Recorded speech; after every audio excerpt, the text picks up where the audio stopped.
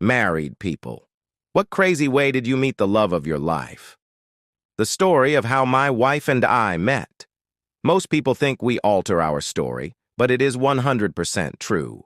In my small hometown of Athens, Alabama, with a population of only around 20,000, Walmart was the place to go for most of your needs, especially if you needed more than groceries. I was in Walmart one evening browsing the electronics/music section when I caught a glimpse of this absolutely stunning girl walking by. I was 18 at the time, out of high school, but still painfully shy, as I'd always been. However, I was at once smitten, really wanted to talk to her.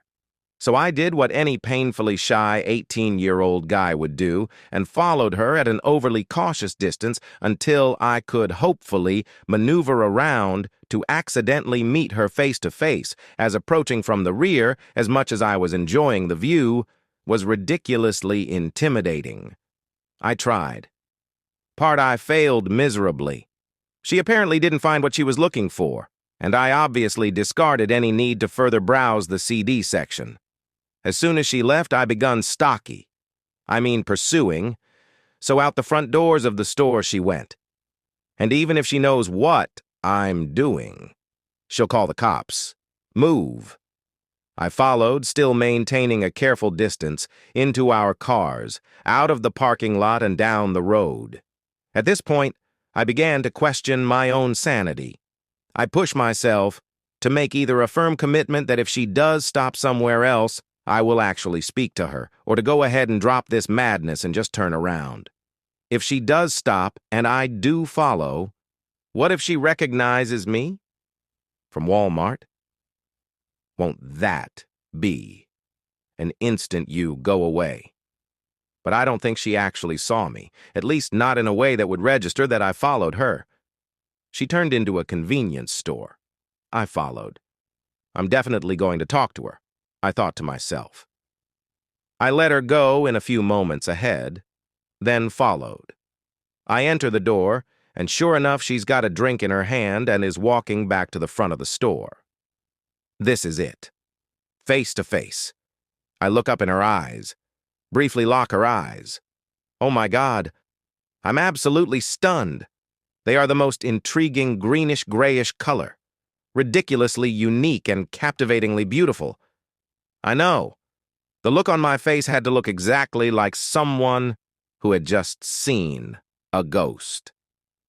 I smile sheepishly, nod, then walk to the back of the store, feign interest in whatever drink I end up buying, and watch as she drives away into the night. Failure. Utter failure. A few weeks later, I was at work and got a call from a longtime friend whom I hadn't heard from. In quite some time, he owns a small sporting goods store in town and says he has this girl working for him who, in his words, is trapped in a relationship with an older guy who doesn't treat her too well. He knows I've dated some good-looking girls. I wasn't as shy when I was properly introduced. It's just the whole cold approach that terrified me. He wanted to know if I'd come try to steal her away and save her. Not exactly how I like to start a relationship, but it sounds like fun. What 18-year-old guy doesn't like a good challenge, right? The next day, I take my lunch break and head to a store. I walk in and ask if Steve is in. The clerk goes in the back to get him, and I walk over to the baseball caps. I hear Steve's voice as he approaches, talking to a female, but I can't really make out what they're saying. He walks through the swinging door. I walk over to shake his hand, but when the door swings back open the other way, I stopped dead in my tracks. Was that? Surely not. I look nervously back and forth from Steve to the door. Just a moment later, she walks through. Those eyes, it was her. I gave myself a pep talk knowing I'll be bolstered by having a mutual party to break the ice. Game on! You got this! She's every bit as beautiful as I remember. Our eyes meet again, and this time I smile as Steve introduces us. She holds out her hand. A handshake? It's different. I guess I can deal with that. I grasp her hand lightly, but tight enough to control the duration of our touch. I hold my gaze into those eyes as I hold her hand. "It's nice to meet you," I say, infinitely more confidently than it reads here. Her name is Casey. Then, as my eyes quickly take note of the rest of her face, and I release her hand, my rememberer begins skittering back many, many years. I've seen her before, way before. I followed her from Walmart to the gas station. In my head, gears were in, bells clang as I searched through my internal index of faces from my past. Then, the mechanics grind to a halt. The school bus. First grade. First grade. Out of my mouth before I've given any real thought as to how the ensuing conversation might go. Gush the words, "Did you go to East?" which is one of the county schools. But I knew she didn't go to East. I did. I went there from kindergarten until graduation, and I most certainly would have known if Casey had gone to East. I scrambled back through my memories for more details as her reply comes.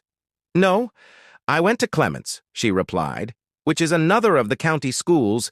Clements was on the exact opposite side." "Of the county?" "Yes, there is a west, but it's farther northwest than Clements." In an instant clarity, there was a little girl who rode the same bus I did, but only for a year. She was in kindergarten when I was in first grade, and she cried every single day. She would cry to stay with her mother. I remember now that little girl's name was Casey, too. I had often wondered what happened to Casey. This was long before homeschooling was an option for kids who just didn't want to go to public schools. So I had assumed they had moved. But in my mind, of course, they went much farther than the other side of the county.